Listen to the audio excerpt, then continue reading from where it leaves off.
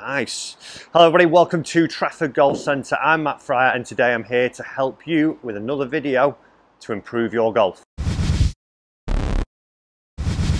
So before we get into the video guys, if you are new around here, do make sure you click all the links down below for all my social media for loads more tips to help you improve your game. Also, make sure you hit the subscribe button and that bell icon so you don't miss any more videos that could help you lower your golf scores. So, is your club face causing you problems? That's the big question. Now, one of my favourite sayings in golf, and specifically golf teaching, is the face is the king.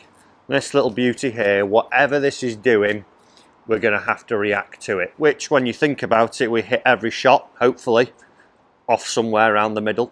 It's got to be pointing in the right direction and travelling in the right direction.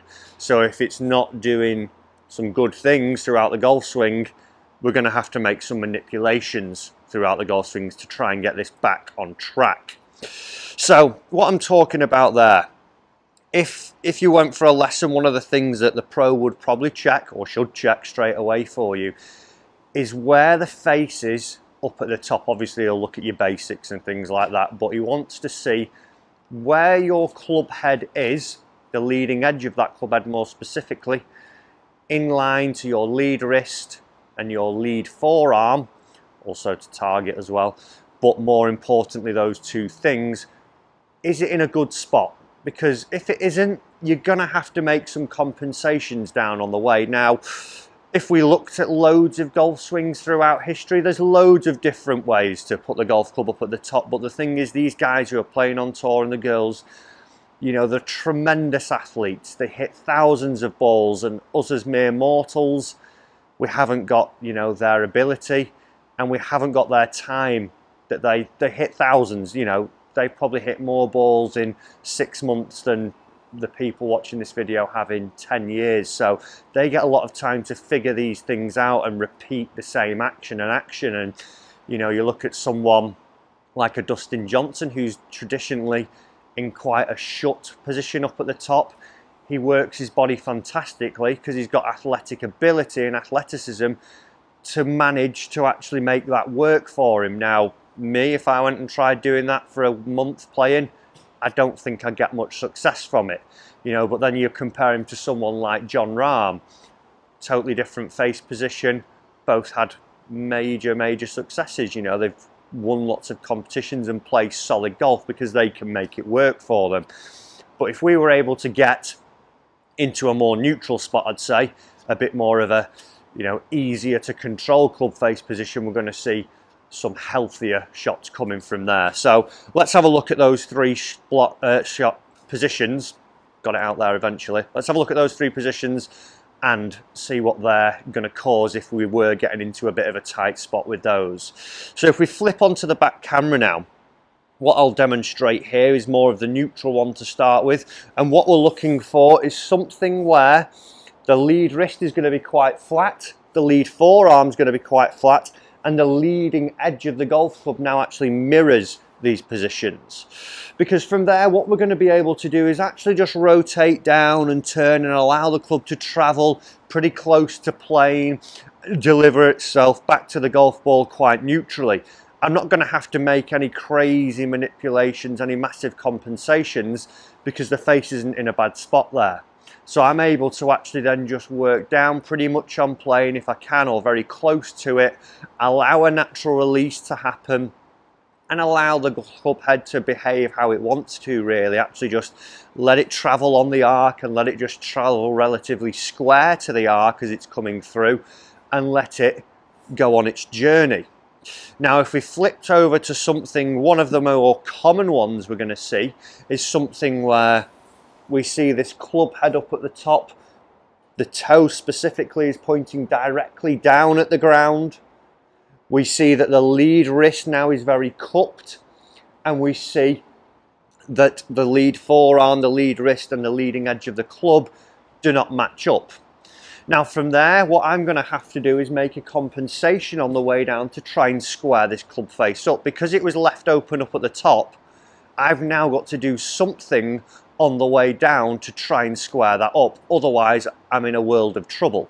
So one of the more common things we would see as we go through that one would be something where in an aid to try and square it up, instead of getting the movement towards the target and getting the rotation we'd want, what we'd actually see is something where the body actually rotates too much with no movement, no lateral movement towards the target, almost pulls back here in an aid to give yourself more time to square the face up. We see a lot of the angles being lost on the way down, which can lead to some heavy shots, some thin shots, even some tops, you know, but real inconsistent strikes, and also a real inconsistent delivery in terms of where the face is looking and where the club edge travelling, just because our face wasn't in a great spot up at the top. Now, we are very intellectual, instinctual creatures, and we will find a way of getting the club on the ball.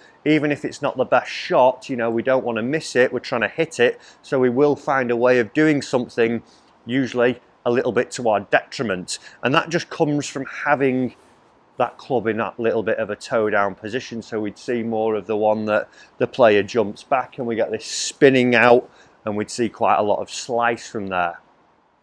Now, if we jumped over to the other one, you know, your sort of DJ one, like I said, it's something that is a little bit of a fad at the minute, where we see this bowed wrist position. But the problem is that face is all kinds of shut up there now. So I'm going to again have to react and make a change to try and get myself into a position where I can get it looking somewhere close towards where I want to hit it, and then swing out in a bit more of a different direction. So one of the things we'll see with that one, we get this position where the face is quite shut, unless you are able to really rotate and hold the face nice and square as you're coming down, which I would imagine a lot of people can't do just because of athleticism. What we tend to see is something now where we get stuck inside and we get a big tilt this way, so we all of a sudden get a bit of a sliding hip going forwards. We don't see much of the rotational aspect, because if I slide and pivot this way, again, it gives me more time to try and hold that face square, try and correct it. All of a sudden the handle starts to stand up too much. I've got the club travelling too much out to the right of the target, and I might see some blocks or big hooks from there depending on how I release it. And again, that just came from having the face in a little bit of that shut position up at the top.